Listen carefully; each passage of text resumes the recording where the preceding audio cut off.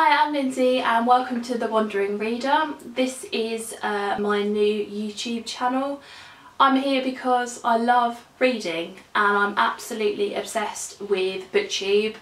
I've been watching it for over a year now. I follow an awful lot of people and I just thought, well, why can't I do it too? I'd love to join in with a community. I'd love to get involved in all the different things that go on. I think it's a really great place to be. So this is going to be my little corner of BookTube. Talk about what kind of reader I am. I've always been a really avid reader from a very small child. I have vivid memories of my mum putting my sister and I to bed and me kind of reading under the covers with a torch so she wouldn't notice what I was doing, and then furiously trying to switch it off quickly when I heard her coming up the stairs. And that's continued into adulthood. I've never really had a break from it. I've read furiously all through childhood and adulthood. I have a really wide taste in genres, so I like reading lots of different things. I would say mainly literary fiction. I like a little bit of historical fiction. I read quite a bit of YA. I like fantasy and a little bit of sci-fi. I'm a really I'm a really avid series reader as well. So once I've sort of read the first book in a series, I'll read all of them. I don't tend to marathon stuff. I like reading things in between. Give myself a bit of a break. I mainly like having physical copies of books, so and I like collecting them as well, hence you can see behind me, and I have another bookshelf downstairs with all of my series on. I do have an e-reader which I repurchased at the end of the summer because my other one broke, and I do have a lot of stuff on there, a lot of stuff from NetGalley as well. But I don't tend to find myself reaching for it as often as I do a physical book. There's just something about having a physical book in your hands that I really like. So when it comes to my channel, I'm really excited to make a lot of the videos that I love watching. So book hauls, monthly wrap-ups.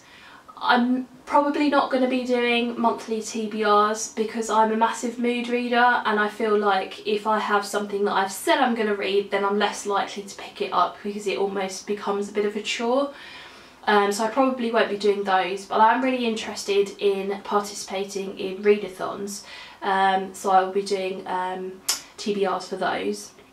And I've got some other ideas for some unique content on my channel, so I'm really excited to kind of play around with some different ideas and put some different content up on my channel. In the second half of the video, I wanted to talk about my top 3 books of 2016. I had a really good reading year this year and I managed to read 48 books, and the year's not over yet, so maybe that will go up by 1 or 2. Which I'm so impressed with myself about. It's obviously hard juggling a full-time job. I'm married, I have a house to run and trying to at the same time, and having other hobbies and things. So really proud of myself for reading that many books. So I thought I'd talk to you about my top 3, and that might give you a little bit of an idea about what kind of books I like and what you can expect me to talk about on this channel. And the first book that I want to talk to you about is Ready Player One by Ernest Cline.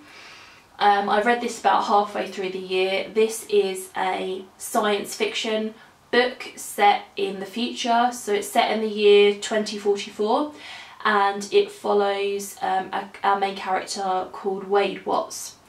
And it centres around this virtual reality computer program called the Oasis. I'm not really sure whether you can call it a program, but that's the word I'm going to go with, which everyone, most of the world, plugs themselves into every day. rather than face a real world which there's not really much left of the real world. It's been sort of hit by pollution and what you would expect, I suppose. And one day the creator, or one of the creators of the game, dies, and he leaves behind this puzzle, which if you solve the puzzle means that you inherit his fortune. So Wade sets off on trying to solve the puzzle. It's just so good. What I particularly loved about this book is that it's just a really good adventure story. So when you're following Wade trying to solve puzzles and find keys and things, you know, and you follow him going through different parts of the Oasis, and it's just so good from that perspective. It's really immersive from that kind of point of view. There are also a lot of 80s references in this, so being an 80s child, that was really cool. That brought a whole another level to the book and was really good because, you know, it brought back glimpses of your childhood and things. So I really liked it for that point of view as well. And there are some really good characters in here. So Wade doesn't have a particularly great life. So he's your typical kind of underdog character, but he's just got so much spark, and he's really hard working and things, and you find yourself rooting for him the whole way through the book.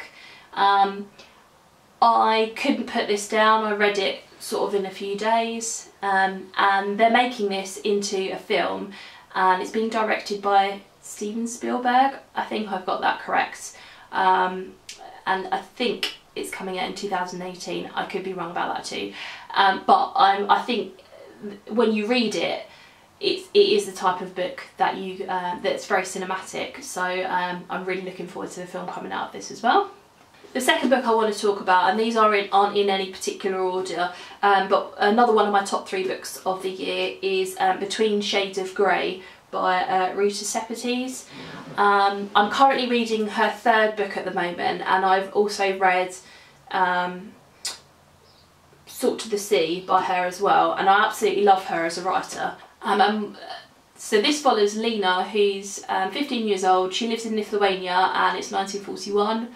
And so we're right in the middle of the Second World War, and one night some Soviet officers barge into her house and take her family away, and this follows her journey where they take her family, what happens to her, how she copes, and that kind of thing. And it's so well written, so well researched.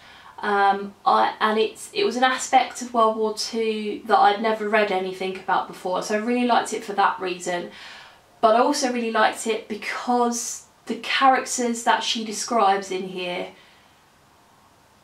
are so hardy. They live through such brutal things, and yet they manage to get through it. It's quite hard to get your head around. You can't empathise with these people, or people that live through things like this, but you can definitely look up to them, and that's exactly what I did with the characters in this book and people who live through this kind of experience. It's really easy to read. It has really short chapters, and it's kind of not, the font's not that small. It's about sort of 300 or 400 pages. So again, I think I've read this in a couple of days. It was so engrossing, so interesting, and I would really highly recommend giving that a go if you haven't picked that up already. And then the 3rd book that I want to talk about is this one. It's In Order to Live by Yeonmi Park. I think that's how you pronounce it. I don't know whether I've done that justice, so if I haven't, I apologise. This is one of the non-fiction books that I've read this year, and It's absolutely fantastic. I read this on my Kindle, and then because I got a copy of it from NetGalley, and then I had to pick up a physical copy to have on my shelf because I absolutely love it.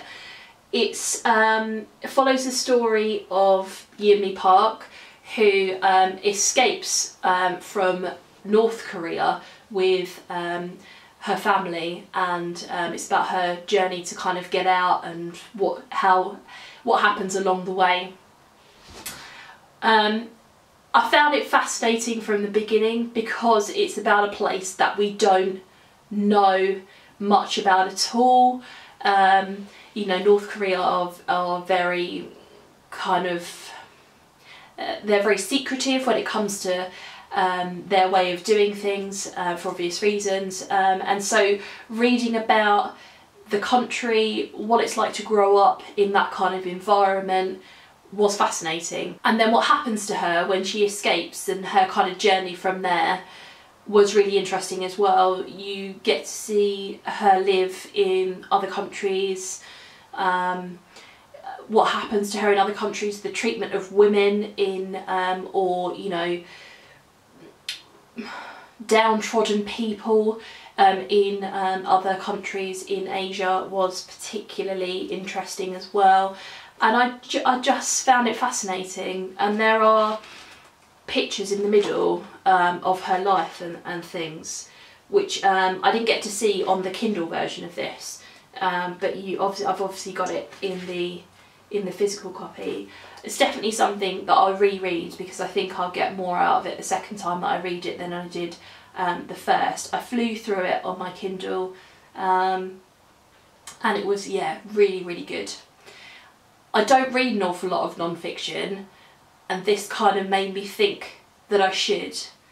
I often see non-fiction as dull, heavy, hard to get through, but if I am careful and I choose the right things, then I will get an awful lot out of it, and I'll learn an awful lot, and that's great. So this kind of spurred me on to think, yeah, I should definitely pick more non-fiction up than I do currently. So there you have it. They were my top 3 reads of 2016. If you like this video, please give it a thumbs up and subscribe down below. I'll leave all my social media links, so my Goodreads, my Twitter, my Instagram down below. You can follow me on those.